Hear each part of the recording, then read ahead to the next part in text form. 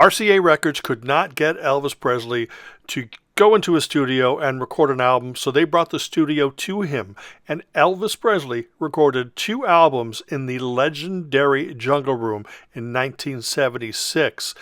This was an amazing looking room, obviously, with a great vibe. Now, the first album that came out was called From Elvis Presley Boulevard, Memphis, Tennessee. It says it was recorded live. It was not. It's a studio album. Very sad album, very, very emotional album. That came out in 76. It was followed in 1977 by Moody Blue, which is a little bit more uplifting. He didn't record enough tracks, so they had to pad it out with a couple live recordings.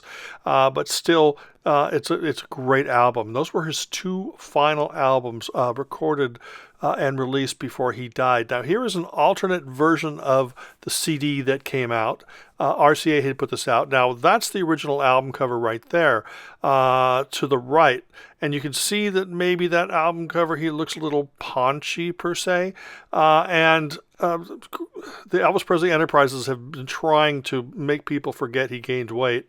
But anyway, this contains essentially all the studio tracks from both Moody Blue and From Elvis Presley Boulevard. Nice package. It might even be remixed, but I'm not 100% sure. Now, the first time any release had been devoted to alternate takes from those sessions was Follow That Dreams, the Jungle Room Sessions. This is all alternate takes, undubbed, and it was a fascinating collection.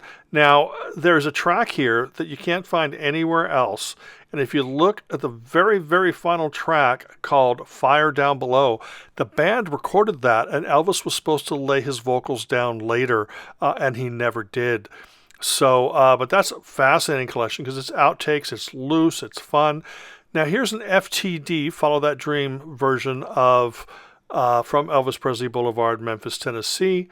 As I said earlier, came out in 1976. The album's the cover states it's recorded live. They're so used to putting live pictures on it, they just put recorded live. He had too many live albums, in my opinion. But this is a great package because it contains the full album and just a bunch of bonus material. I mean, you think to yourself, just the magic that was made just in that Jungle Room. Because like I said, these were very emotional recordings. I wasn't too fond of things from like 73, but by 75 of the album Today and 76 with this album, I felt he was sort of getting back on course in a sense. And he was recording things that meant something to him again. And this is just a great collection.